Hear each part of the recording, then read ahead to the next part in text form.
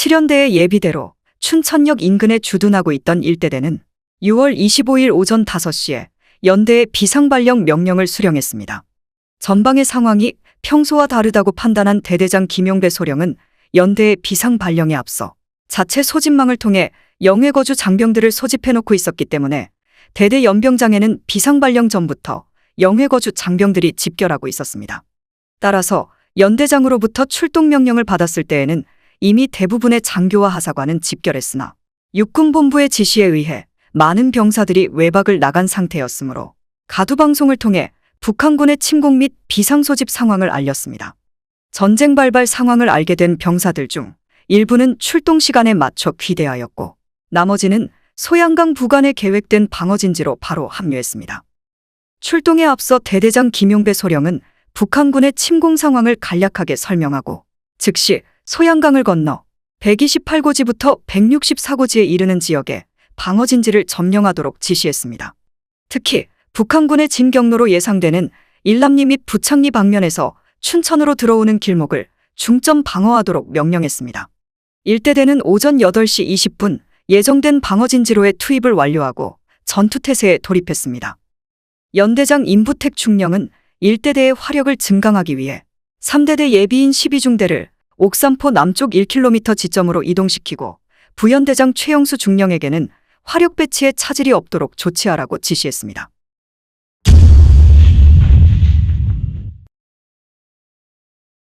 국군 7연대의 경계진지를 돌파한 북한군 6연대는 전차와 자주포를 앞세우고 5번 도로를 따라 내려오고 있었습니다.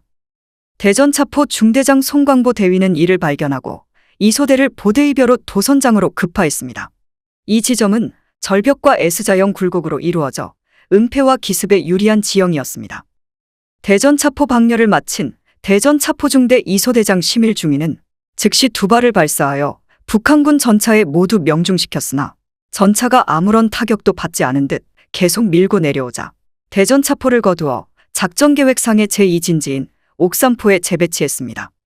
대전차포 기습공격을 의식한 북한군은 천병을 앞세우고 구간약진 형태로 공격을 해왔고 오전 10시경에는 북한군의 선두가 옥산포에 이르렀습니다. 북한군의 의도를 파악한 일대대장 김용배 소령은 일개 소대를 차출하여 북한군을 산홍동 쪽으로 유인하도록 하고 그 주력이 나타나길 기다렸습니다.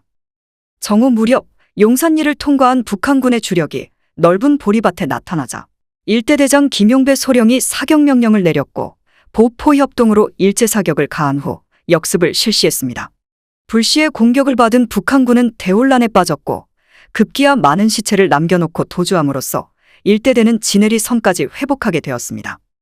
우두산 전술지휘소에서 전투 추이를 지켜보던 연대장 임부택 중령은 일대대가 포병의 지원거리 밖으로 벗어날 우려와 함께 일대대의 측방이 북한군에게 노출될 수 있다고 판단하고 오후 1시에 일대대를 주진지로 복귀시켜 방어태세를 갖추도록 조치했습니다.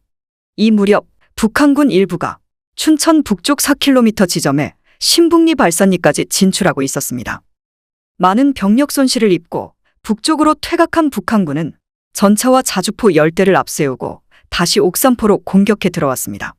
북한군 기계화 부대의 위세에 놀란 병사들이 우왕좌왕하고 있는 순간 보대이벼루 도선장에서 옥산포로 철수하여 포를 방열하고 있던 57mm 대전차포중대 이소대는 2대의 전차가 사거리 안에 들어오자 사격을 가했으나 2발이 모두 명중된 1번 전차는 잠시 움찔하고는 다시 기동하면서 포격을 가해왔습니다.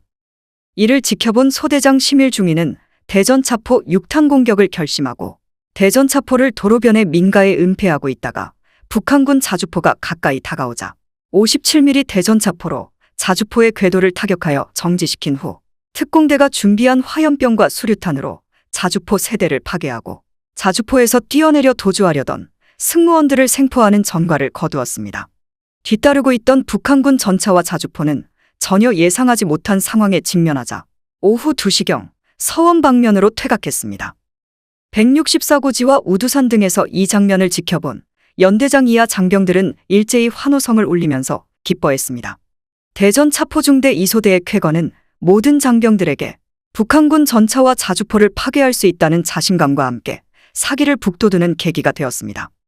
앞서 감행된 2차례의 공격에 모두 실패한 북한군은 이를 만회하기 위해 일대대의 전술지휘소가 위치한 164고지와 우두산 일대를 집중적으로 포격하면서 일개 대대 병력을 동원하여 일대대 진지에 대한 공격을 시도했으나 김용배 소령이 지휘하는 일대대는 진전에서 이 공격을 격퇴했습니다. 이에 앞서 소양강 부간을 점령하기 위해 광분하고 있는 북한군의 전술을 파악한 연대장 임부택 중령은 오후 4시 연대 전술지휘소를 우두산에서 봉이산으로 이동시키고 포병대대도 소양강 남안으로 진지를 전환하도록 지시했습니다.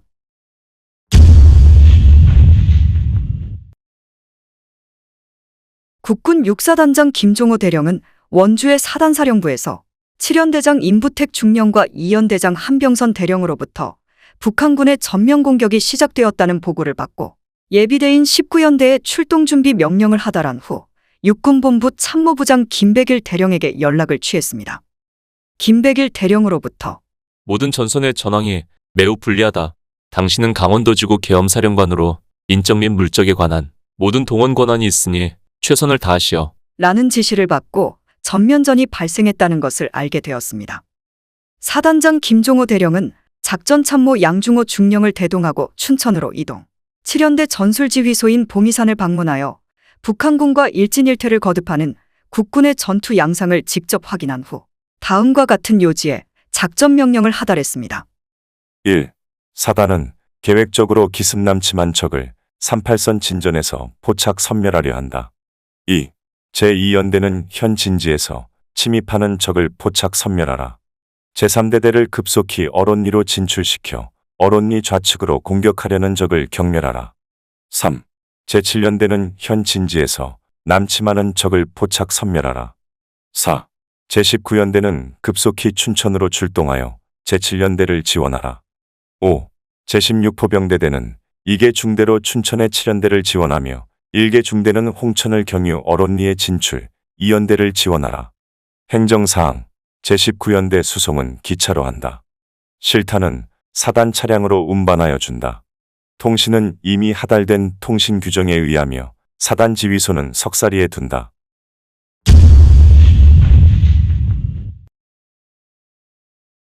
(6월 25일) 오전 5시 30분 연대 정보주임 김동영 대위로부터 화천 및 양구 방면에서 북한군의 공격이 시작되었다는 통보를 받은 16포병대대장 김성소령은 즉시 대대의 출동 준비를 갖추도록 유선으로 명령을 하달하고 곧장 본부로 직행하여 연병장에 집결해 있는 병력을 점검했습니다. 점검 결과 전체 병력의 약 30% 정도가 연병장에 집결했음을 감안해 우선 현 병력으로 사격할 수 있는 4문의 포를 임시로 편성하여 2문은 천전리 지서 앞에 2문은 산홍동에 추진 방렬하도록 했습니다. 16포병대대는 오전 8시 30분경 1포대 105mm 곡사포 2문을 옥산포로 추진시켜 사북지서 부근을 목표로 포격을 실시했으나 북한군의 박격포탄이 포대 진지에 떨어지자 오전 10시경 진지를 변환하여 춘천역 우측의 포를 방렬했습니다. 이 포대는 오전 9시 30분 춘천시 우두동으로 출동하여 신북지서 부근까지 전진하여 포격을 했고 3포대는 오후 12시 15분경에 근화동 지역에서 105mm 곡사포 4문을 방렬했다가 사단장의 명령에 따라 2연대 화력 지원을 위해 홍천으로 이동했습니다.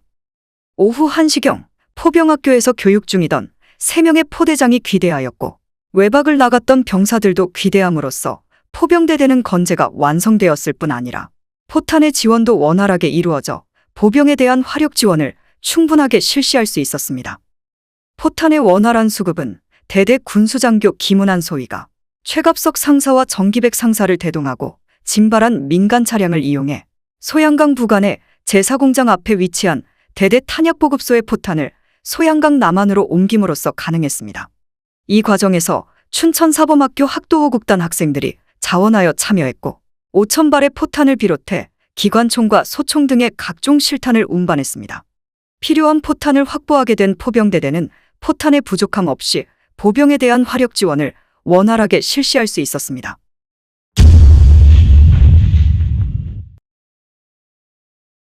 육사단의 예비대로 사단사령부와 함께 원주에 주둔하고 있던 19연대는 6월 25일 오전 7시를 기해 연대 비상에 돌입했습니다. 연대장 민병권 중령이 참모학교에서 교육 중이었으므로 부연대장 박광혁 중령이 직무를 대행하고 있었으며 대부분의 병력은 육군본부의 지시에 따라 외박을 나간 상황이었습니다.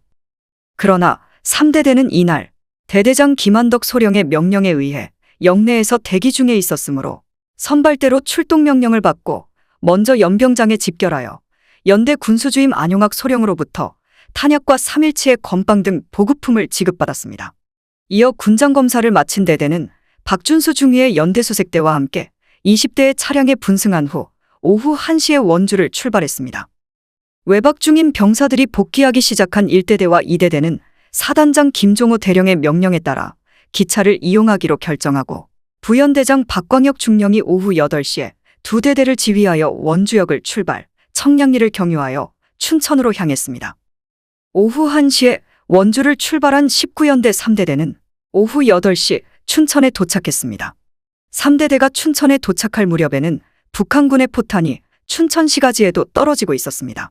전황이 긴박하다고 판단한 대대장 김한덕 소령은 춘천 남쪽에서 병력을 하차시킨 후 급속행군으로 북한강을 건너 금산리 북쪽 1.5km 지점에 217고지 일대의 병력을 배치하고 오후 11시부터 화천 쪽에서 남하하는 북한군의 공격을 저지했습니다.